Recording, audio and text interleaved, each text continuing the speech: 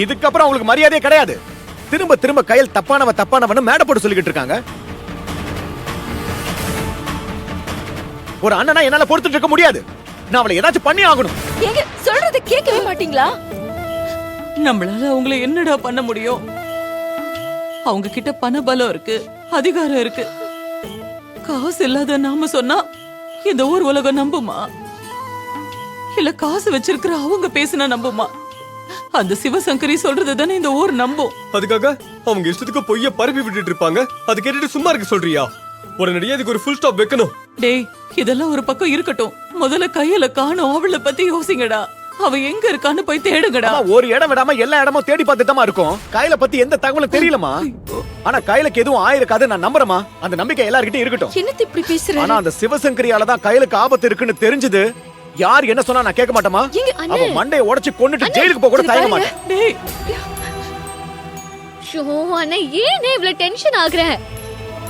அவங்க சோஷியல் நெட்வொர்க்க தப்பா யூஸ் பண்ணி தானே நம்ம குடும்பத்துக்கு பிரஷர் மேல பிரஷர் கொடுத்துட்டு இருக்காங்க. இத நம்ம இப்படியே விடக்கூடாது. நாமளும் அந்த சோஷியல் மீடியாவை கையில எடுக்கணும். நம்ம சொன்ன இந்த ஊர் உலகம் எங்க கேட்க போகுது? அத்தை சொன்ன மாதிரி பணபலம் உள்ள உங்களுக்கு தான் மரியாதை இங்க. கையிலக்கா மேல எந்த தப்பும் இல்ல. அக்கா காணாம போனதுக்கு அந்த சிவசங்கரி தான் காரணம்னு. அதனாலதான் மூர்த்தி அண்ணா அருவாள் எடுத்து வெட்ட போனாரு. அப்படி யதார்த்தமா நடந்த உண்மையை நம்ம சோஷியல் மீடியால சொல்லலாம். நம்ம தப்பானவங்க இல்லன்னு காமிக்கணும்னு.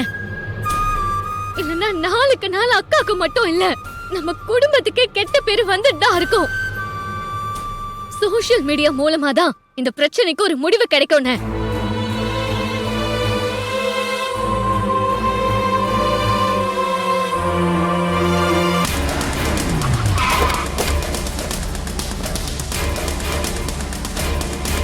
வாங்க.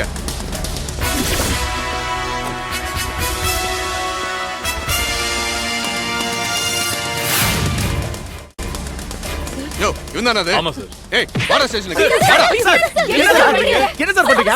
நீங்க பாட்டு வீட்டுக்குள்ள வந்து ஏன் சட்டையை பிடிக்கிறீங்க? இருங்க, கையெடுங்க சார். கையெடுங்க சார். ஓ, கரி கோவம் வருதோ? உள்ளே காணோன்னு ஒரு பெத்த தாய் எங்க கதறிட்டு இருக்கா. ஏண்டா நீயே உன் தங்கச்சியை ஒளிச்சு வச்சுக்கிட்டு அருவாள் எடுத்துட்டு போய் அவங்கள மிரட்டுறியா? ஏய், நடரா ஸ்டேஷனுக்கு. சார், சும்மா எல்லாத்தையும் அவங்க சொல்றதை நம்பிக்கிட்டு இருக்கீங்க. நான் அந்த மாதிரி ஆள் கிடையாது சார். அவங்க சொல்றாங்கன்றதுக்காக நீங்க இப்படி எல்லாம் தப்பான ஆக்ஷன் எடுத்தீங்கன்னா அது நல்லா இருக்கா சார்? சொல்லுங்க. விடுங்க சார். ஏய், என்கிட்ட அதிகாரமா பேசிட்டு இருக்கியா? ஸ்டேஷனுக்கு வா, உன்னை அடிச்சு தொலைச்சிடுறேன். நானும் டிபார்ட்மெண்ட்ல தான் சார் விடுங்க இருக்கேன். சார். ஏய், சஸ்பெண்ட்ல இருக்கேன், அவ்வளவுதான். அவங்க கொடுத்த கம்ப்ளைண்ட் உண்மையா பொய்யான்னு கூட விசாரிக்காம அண்ணனை வந்து அக்யூஸ் மாதிரி ட்ரீட் பண்ணிட்டு இருக்கீங்க. இங்க பாரு, சோஷியல் நெட்வொர்க் ஃபுல்லா உன் அண்ணன் அருவா எடுத்துட்டு போய் அந்த லேடியை மிரட்டினதான் வைரல் ஆயிட்டு இருக்கு. இதுக்கு மேல எனக்கு என்ன ஆதாரம் வேணும்? சார், உன் அண்ணனை கூட்டிட்டு போய் உட்கார வச்சு பிரியாணி வாங்கி கொடுத்து பக்குவமா விசாரிக்க சொல்றியா? இல்ல சார், அப்படி எல்லாம் என் புருஷனை தப்பா சொல்லாதீங்க சார். ஏதோ தங்கச்சி மேல உள்ள பாசத்துல ஏதோ தெரியாம தப்பு பண்ணிட்டாரு. ஓ, விடுங்க சார். தங்கச்சி மேல பாசம் இருக்குன்றதுக்காக அருவாள் எடுத்துட்டு போய் வெட்டுவாரா? சார், சார், எனக்கு கூட தான் 2 தங்கச்சி இருக்காங்க.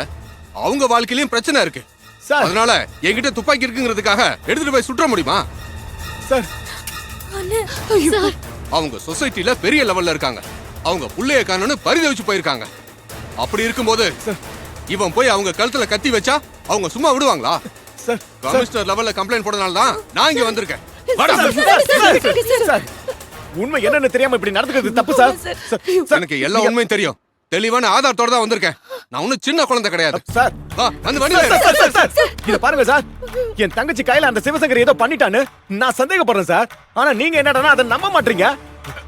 ஏய், அவங்க கிட்ட நிறைய பணம் இருக்குன்றதுக்காக கம்ப்ளைண்ட் பண்ணாங்கன்னா உடனே அரெஸ்ட் பண்ணுவீங்களா?